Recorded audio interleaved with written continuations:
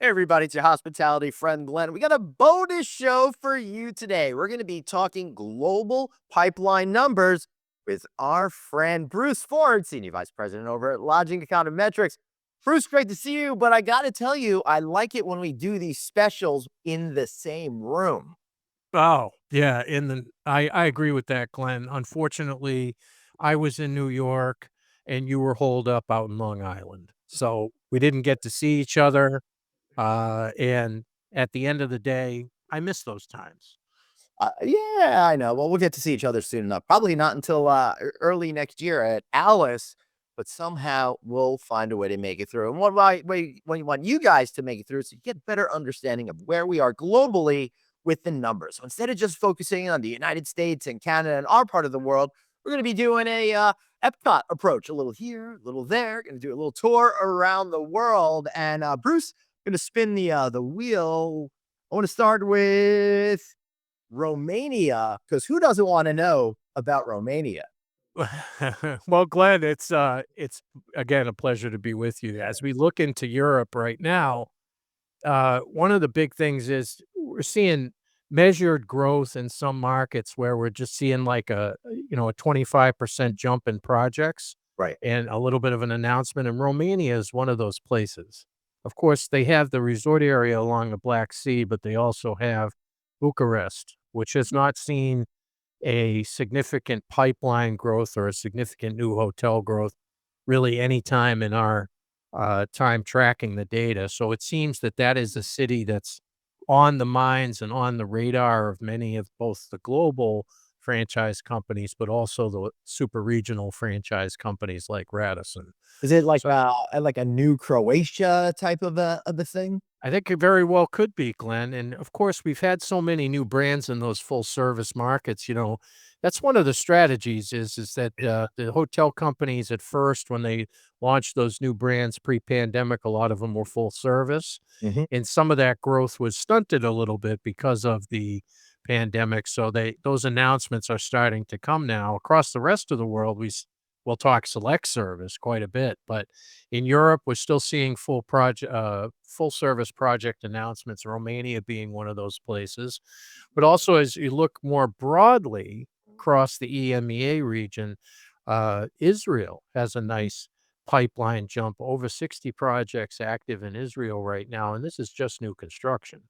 So That's an awful lot. Do you happen to know which, regions, or are we still talking Jerusalem, Tel Aviv, or are more of the resort destinations starting to take off as well? it's a shake and a little bit of everywhere, to be honest with you, and it is, really up and down the chain scales, probably a little bit more tilted to full service, but we're still gonna see more upper mid-scale properties and the average size of development about 155 keys. Right. So a reasonably sized urban center, location, and again, in Israel, we're looking at many of the, uh typical participators, but also, um, Fattal has, announced a number of new projects there in Israel as well.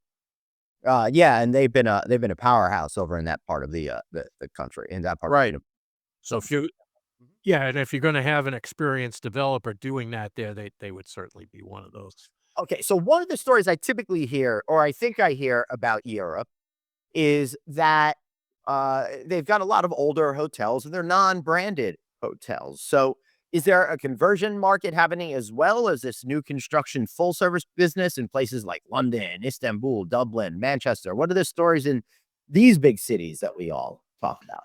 Conversions have a lot of opportunity, and is really gonna kinda be the next phase as we look for other regions of the world to kinda pick up on some of the trends that are happening in the United States. We've been talking conversions for 2 years in America. Mhm. In Europe, if I look year over year, we're up about 15% on conversions. It could obviously keep going quite substantially, but the types of conversions that you see in Europe, which is a little bit different than North America because there's so many countries as part of the union, if you will, and in many cases, Europe has a little bit more traditional development of hotel companies in that they're very, very strong in one country, Right. maybe two, but not seven or not 11. And so what you end up with is you build a nice hotel company in Germany, and then you decide to brand all of your hotels with IHG after you've operated them for a Right. number of years. How much of this phenomenon is because it was individual companies as companies, countries, as opposed to a more unified Europe of the last 2 decades? Because my guess is a lot of these companies go farther back, and there were a lot more barriers up.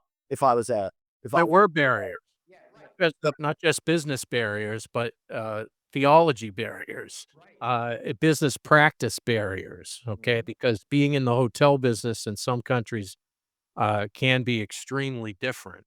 I would think London and Istanbul is the cultures are completely, different from each other, and there's a lot of rules, regulations, and just cultural differences that might make it a little bit more challenging. And, you know, the number one thing that owners are looking for is profitability. And Right. if you can repeat what you're doing in other cities in the country that you're in with a more streamlined approach, that was what was done. Right. And so If you Yeah, go on, sorry. yeah, but also we have more third-party management companies in Europe than we've ever had before. Right, I was gonna bring it back to IHG in Germany. Yeah. Yeah. So these third-party management companies are crossing borders more consistently. You know, we did see Pyramid, which is Pyramid Hamilton, purchase another company over there. So they're kind of getting ready to really launch into that marketplace. And of course, Aimbridge has their kind of EMEA operations over there as well from inherited some things from the interstate world.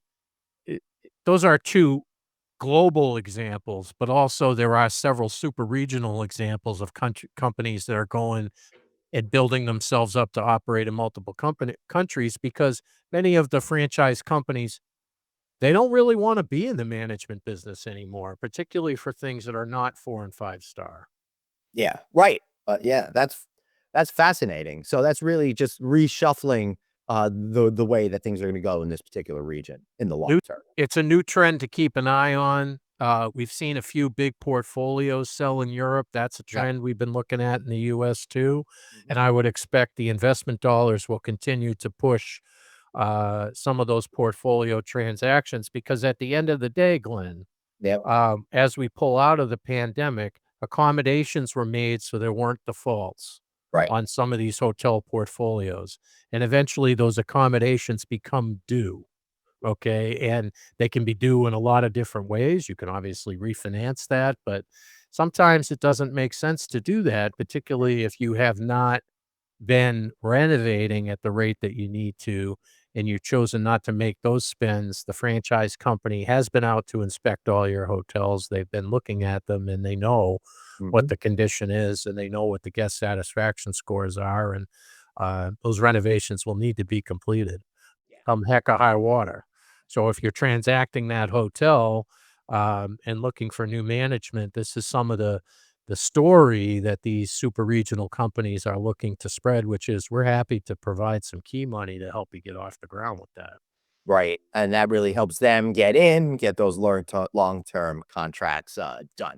Alright, so we've talked about that part that the E part, but let's talk more about the Middle East and stuff like that. What's happening in the Middle East? And I gotta tell you, it must be tough to keep track of all these projects there because I feel like the Middle East is like, Kathleen Kennedy announcing new projects. There's a lot of announcements, not very many get done. Well, when you're looking in the Middle East, in a lot of cases, they're building an entire new neighborhood or an entire new section of the city, which is doesn't really happen over here. It Right, happens more selectively. Like, you could take, like, if we went looked at LA Live 20 years ago, that was a underdeveloped end of Los Angeles that right. today is very much developed. Mhm. The Seaport in Boston would be another example of that. Very undeveloped 20 years ago, today, Yep, very developed. So when we look at those regions, they put the scale out there for our intention is to do 50 hotels in this right. location, but it will take 15 years for those 50 hotels to actually happen. Mhm. And when they put those intentions out there, typically there's 1 or 2 properties that will be first. And those 1 or 2 properties are usually signed at that time and then proceed through the development pipeline. But the only way the rest of them get built is as demand swells as a result of the other things that are built, infrastructure, office, medical, residential, retail, all those types of things, and in many cases, in these Middle Eastern countries, particularly in the larger cities, the medical is much of what, drives it. Yeah. And it drove a lot of it in the UAE, and, we'll see it in other locations as well. It's I had no idea about that, going on in that part of the world. Mexico, you woulda had me, right? But that part of the world, that's amazing. So let's break down a little bit. Who's the biggest, player with actual, properties going on right now in the Middle East region? So Saudi Arabia has the highest pipeline, some almost 250 projects. Wow. Saudi Arabia is, building for the future. They've said that they wanna have other commerce in their country that is not just oil, and they're continuing down that road and aggressively pursuing those developments, and many of the franchise companies are participating in that. Mhm. Dubai and the UAE in general, the pipeline has begun to kinda slow down a little bit because they've opened so many hotels. There's been 15 properties open in just Dubai this year, and that's substantial. That's the most in a number of years in that region. So, that pipeline has now fallen to number 3, and Egypt has ascended to number 2, Oh, in terms of project counts with about 110 projects. what do you think is the cause of that, and does any of it have to do with that, amazing new Egyptian museum and Of focus on course. Yeah, Of course, every brand wants to be there now. right. And again, that full service push in there, but also some upscale push into that region as well. Fascinating. This would be an under-branded place as well. Similar acting in terms of Europe and Italy and Right. Right, I feel like the overarching story has been older places have hotels that are more likely to be independent, non-branded hotel than newer parts of the world. Middle East, since it's fundamentally exploded in the post-World War universe, has a lot more branded hotels, is my guess. First, Europe, which is steeped in history over thousands of years, has fewer by percentage of the property, right? Right, and Egypt probably reacts more like Europe than a Middle Eastern country in terms of that real estate investment. Right. Because it's just such a history there, and the cities are so, Yep. old and built up. Fascinating.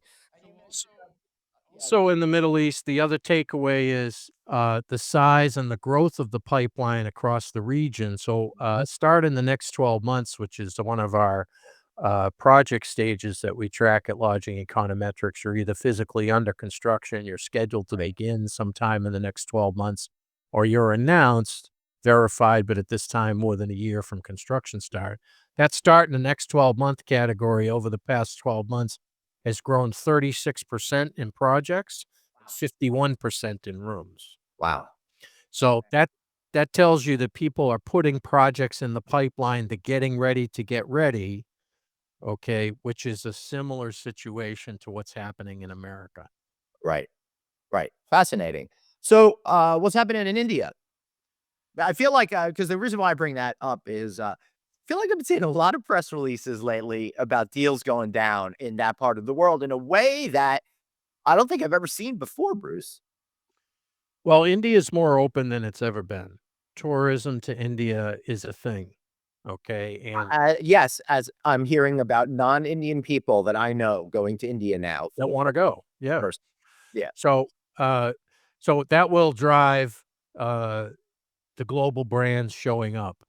But also, India probably was going into economic recession prior to the pandemic and really was very insulated and widely affected by the pandemic, probably one of the countries that suffered the most. If you were listing the top 10, if you will, they'd be right there in the top 5 for sure.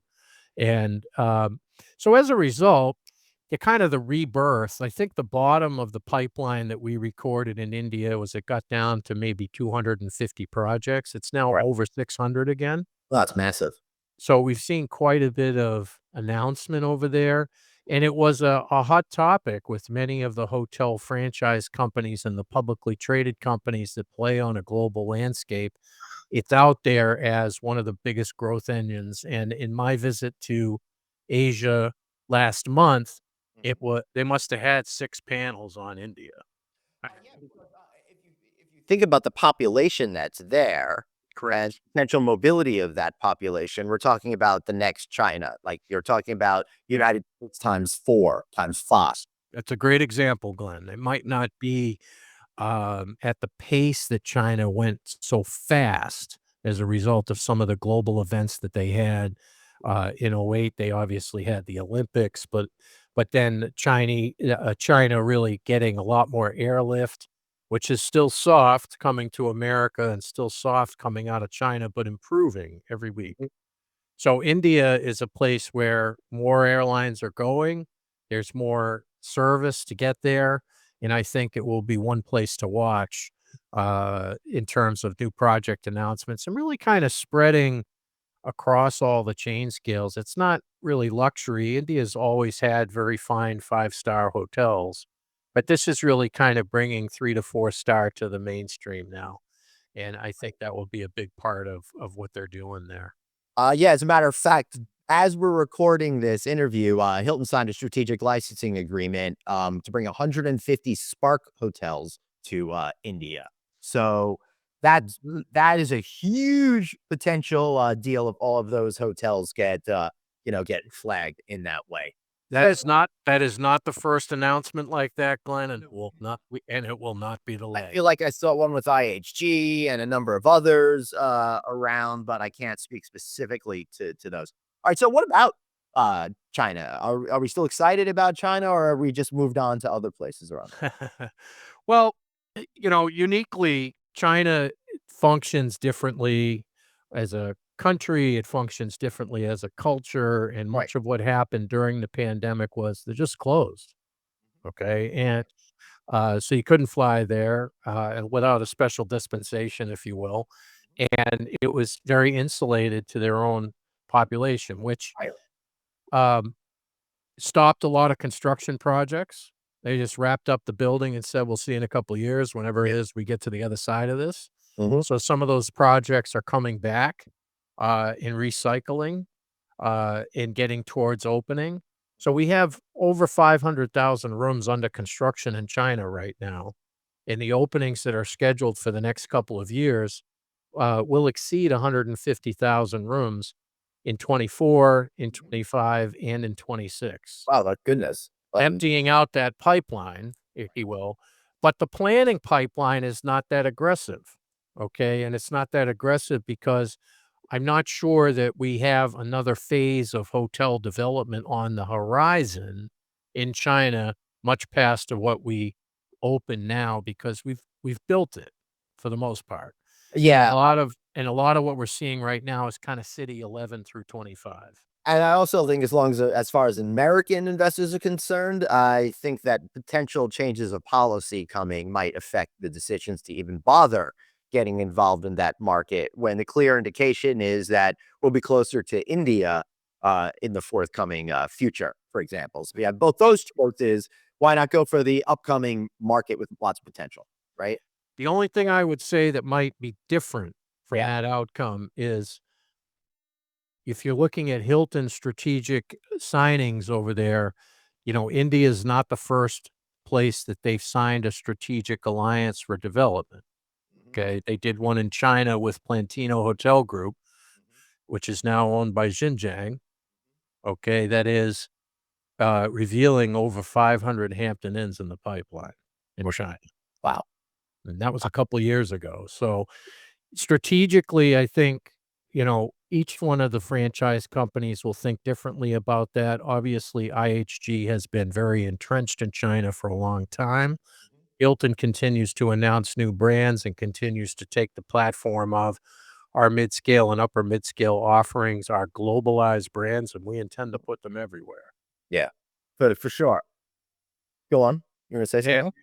Mhm. additionally to that, if I'm looking in Asia outside of China, Yeah. we have a record pipeline in that region from a rooms perspective, more than Mhm. 410,000 rooms in the new construction pipeline outside of China in Asia. Wow. That's Mhm. amazing. We never recorded that much before. Mm. India is a big part of that. Obviously, the South Pacific is a big part of that. We've heard a lot about Australia and the new developments that are happening down there. Most of those developments are very full service, downtown destination type properties. Mm. But also the next couple of countries, once you get past India, Japan, Malaysia, still Indonesia, also Vietnam. Wow. Well, before we head back to the United States, our friends to the south have been following the exciting story of the new Tulum airport, the new train line that they've built that should really help expand tourism. And my hunch is just, economic impact in general. Is that going to include a lot more hotel development? So Mexico as a country was wide open during the pandemic, Glenn. Mm. Anybody could go there. Okay. And they have the great benefit of a lot of beach resorts, a lot of outside space, Yeah. a lot of and fairly inexpensive if you're going on a vacation. Okay. And so as a result, Mexico hospitality did pretty well during the pandemic. So some of that investment is starting to go back into the marketplace, whether that's a full renovation of the resort, a conversion to another brand, or even full new construction of properties. And that Tulum location is a brand new Hilton Conrad there combination that's new and open. And of course, Tulum would like to take some of the thunder from Cancun, right? This- So if we got a good name, I like the idea of going to Tulum, you know? I hope I get to visit next year. Yeah, well, I won't. So, north of the border, Sunbelt, baby. That's the only story I keep hearing anecdotally. I know you got numbers to go behind it, but when I was talking to Monty Bennett, the CEO chair of Ashford Hospitality Trust, parent company to Remington, et cetera, Mhm. he's like that. That's that's the bread and butter for the next number of years is population shifts. How are you seeing it in the numbers? Well, the numbers do show Southern California, again, an area that did pretty well during the pandemic because of the outside space, the large resorts, think Palm Springs. And so the renaissance of that region uh, is really underway. And that was kind of an underbranded place. I mean, I think when you went to Palm Springs the first time, Glenn, you were underwhelmed. There's not a lot of brands here where I can't stay in 27 different Marriotts. No, they don't exist. Well, that's not the case anymore. So, many of the franchise companies are seeking that, golden location there, if you will. And in some cases, in Hyatt's case, they had a Hyatt there many years, and they've upgraded it to a Grand Hyatt. They put some bucks. I remember that. I think we went there one night, right? Yeah, in the La Quinta resort where I was fortunate enough to have a speaking gig a few weeks back is a curio collection. Yes. Yep. Well, more full service brands with these franchise companies will entice some of these larger resorts because they can bring and they never say the word guarantee, but they can bring a flow of reservations Right. that brand.com, and we talked about this a number of times together, Glenn, brand.com and the growth of brand.com. So that's Hilton.com or Marriott.com or IHG.com. The amount of members that they have now compared to what they did during pre-pandemic times has really kind of changed the landscape.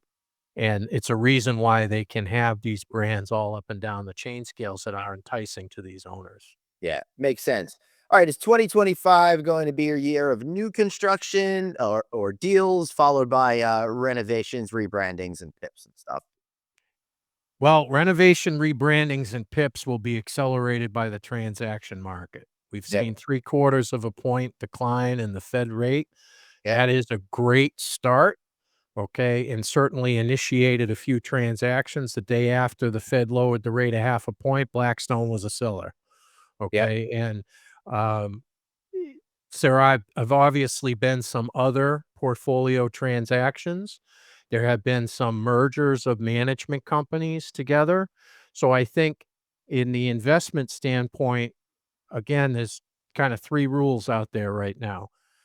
If the terms on your loan and your debt were, quote, extended during the pandemic, those extensions are gonna start coming due, and you gotta do something about it. You're either gonna decide to extend again, refinance, or sell the asset. And the renovation that could be required on the hotel might be just tip your uh, investment criteria over. Mhm. But also, Glenn, as you know, the cost of labor is one of the biggest problems out there in the industry today. And as a result of that, we're seeing some of these management companies get together because it they're bigger. If they're bigger, they're more powerful, and they can compete in the marketplace for staff and for employees, and that's critical out there right now because I can't imagine the cost to acquire employees if you have 7 or 8 or 12 hotels right now that you have gotta get back to 100% staff. It's gotta be very difficult right now, and, so those companies are, quote, "Either get bigger or get gone." Yeah. And they are getting bigger. Just when you think you've seen the last acquisition or merger, boom, here comes the No, next there's one. more. Well, yeah. There will continue to be more. It's been a pretty slow 2 years on transactions, so there's a lot of pent-up demand. Hospitality has been resilient through this pandemic. I think it's proved again that it can be a solid investment as long as you're not over-leveraged, Yeah. and I think, that is attractive out there right now because I still believe in commercial real estate, particularly in North America, that commercial real estate, hotels is still in the top 3 of investment, interest, for sure. Yeah, I love it. Final words. So so globally, Glenn, just so that we give everybody the take, we have about 2.4 million guest rooms in the pipeline around the world. Continues to be tilted towards select service. About 62% of the projects in the pipeline are below upscale. So, when we talk about where the industry is going, this is where the majority of the new brands have been announced, going down the chain scales and bringing these big franchise companies into those chain scales creates an all kinds of a different competition for the attention of the individual hotel owner. But it also gives us more choices as business travelers and different scales of business travelers. You know, the luxury business traveler versus the roadside Mhm. salesperson versus the person that's just trying to make sure they're doing it economically correct and making some different decisions. We're seeing airlines continue to add seats. There is no lack of airline demand out there right now, which is good for the hotel business. What's that? Except for maybe Spirit. All right, little bankruptcy humor there, people. But there's also, you know, conventions are gonna be down a little bit next year because they were up so much in 2024, probably not sustainable, but a lot of people are hopeful that the business travel, the intermediate business travel begins to ramp back up in '25 in the United States, and I think there's some evidence of that, already forming. So, I think that's a real positive. We expect operating performance will continue to be good next year, but people will continue to be monitoring expenses and trying to figure out how to do more with technology. Yeah. Certainly a big part of where we're going today, and trying to do more with staffing. And I think the mergers and acquisitions that we talked about are going to help that along as well. Yeah, absolutely. Bruce, how can we learn more? How can we find you, buddy? So, lodgingeconometrics.com, we're available on LinkedIn. We have a new newsletter that we're offering through the LinkedIn platform that you're happy to pick up on. Of course, Glenn invites me every now and then to join him on his podcast, but I'm always interested, and I'm sure we'll have a holiday Friday night audit coming soon Oh, enough. no doubt about that. And while we're at it, why don't you subscribe to our newsletter? Text the word hotel to 66866. Catch all of our shows that way. Or, of course, you can find them on Facebook, LinkedIn, YouTube, and, of course, no vacancy news. I Down. don't see I don't see Bluesky on there, Glenn. Are you on I guess it's too new. I got to update all these crap. Oh, you are on Bluesky. Okay. No, I'm not on there yet. I'm technically on Threads, but I don't. I don't. But you hide behind a thread? Yeah, right. All right, buddy. We'll see you later. Remember, Thank you for the invite to the Houseman Hotel. yeah, baby, you've got one life, so blaze on, and we'll see you next time. Hang out there, Bruce.